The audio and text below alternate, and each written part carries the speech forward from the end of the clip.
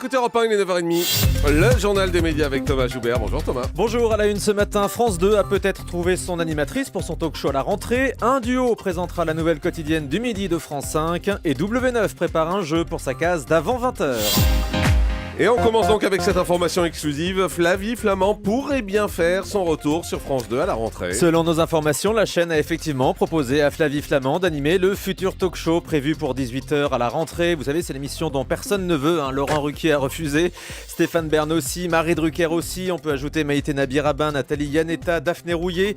Flavie Flament serait donc sur le point peut-être d'accepter cette émission qui devrait mêler actualité et humour. Parmi les chroniqueurs, on pourrait retrouver Patrice Carmouze ou encore Jérémy Ferrari.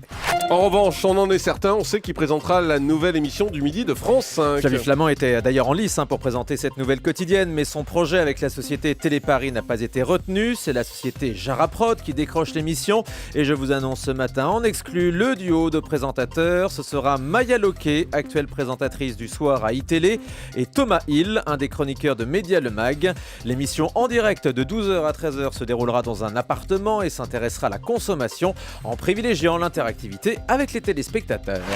Et puis encore une information qu'on vous révèle ce matin sur Europe 1, W9 se prépare à lancer un jeu en Access. La chaîne tourne en ce moment l'adaptation d'un jeu australien destiné à l'Access Prime Time, cette fameuse tranche entre 18h et 20h. C'est Jérôme Anthony qui devrait présenter ce jeu, baptisé Un homme sur un plateau, un jeu de dating comme on dit, ou de rencontre si vous préférez Julie.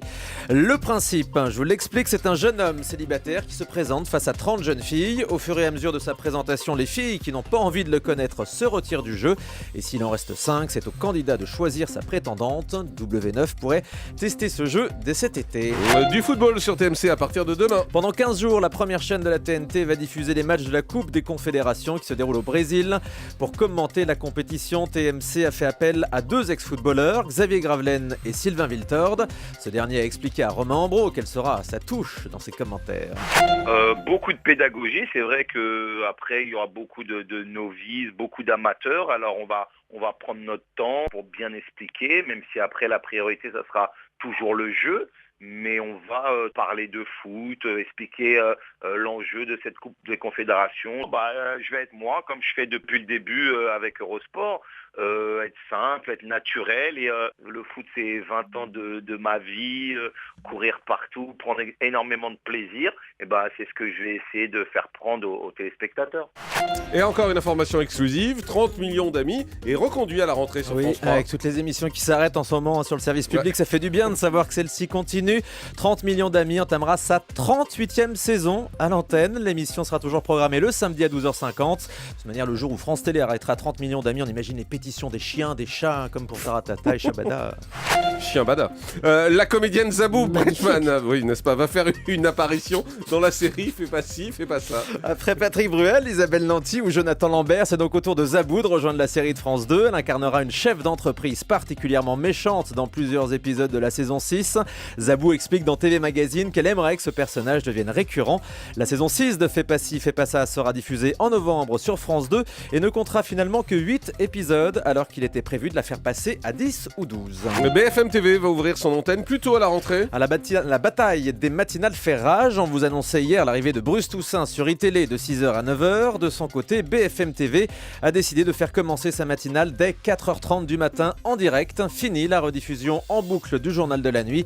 Le patron de BFM TV précise ce matin dans Le Figaro qu'à 5h du matin, déjà 100 000 personnes regardent la chaîne d'infos en continu. Valérie Damido et Laurent Ruquier récompensés pour leur présence sur les réseaux sociaux. Les 2 animateurs ont été distingués par le jury des TV Check Awards, un prix qui souligne leur activité et réactivité sur Twitter notamment. De son côté, TF1 a été élu meilleure chaîne en matière de social TV et NRJ12, Jean-Marc a reçu une mention spéciale pour ses émissions qui cartonnent sur les réseaux sociaux, les enjeux à télé-réalité évidemment, mais aussi Vous êtes en direct. C'est votre émission ça Jean-Marc, oui, c'est régulièrement le talk show le plus tweeté de la télé, mention spéciale. D'accord, c'est bien, personne ne me l'a dit, c'est quand même exceptionnel. Je suis là pour je suis en train de l'apprendre, oui. Bon, et puis... C'est vrai ? Bah oui, Vous saviez je vous pas. jure. Et Thomas, vous lui avez pas dit non plus ? Vous vouliez faire la surprise C'était à une l'antenne. surprise. C'est ça, merci. Ah. Et puis un chroniqueur de Cyril Hanouna a eu des ennuis avec la police hier. Jean-Michel Maire, chroniqueur de Touche pas mon poste, a été arrêté en état d'ébriété à 8h du matin hier dans le quartier des Champs-Élysées alors qu'il sortait de boîte au guidon de son scooter. Son taux d'alcoolémie s'élevait à plus d'1 gramme. Europe 1 vous révélait l'info dès hier midi. Jean-Michel Maire a donc passé sa journée en cellule de dégrisement. Il sera convoqué devant la justice prochainement. A noter qu'il était tout de même présent hier soir à l'antenne de D8 pour raconter sa mésaventure. Rien ne se perd. On termine avec le chiffre du jour. 26% des Français qui préfèrent être privés de télé que de leur smartphone, selon un sondage Ipsos. Est-ce que c'est votre cas, Jean-Marc? Vous préférez être privé de votre télé ou de votre... En fait, sur mon smartphone, je regarde la télé, donc ça va, je préfère Bien, garder oui, mon smartphone. Bah oui, c'est vrai en fait. Bah oui. C'est des mythes. Donc... Bah oui. Ok, bon, on s'arrête là alors. Merci. Alors en tout cas, c'était intéressant. Allez, c'était donc Thomas Joubert. Bon week-end, Thomas.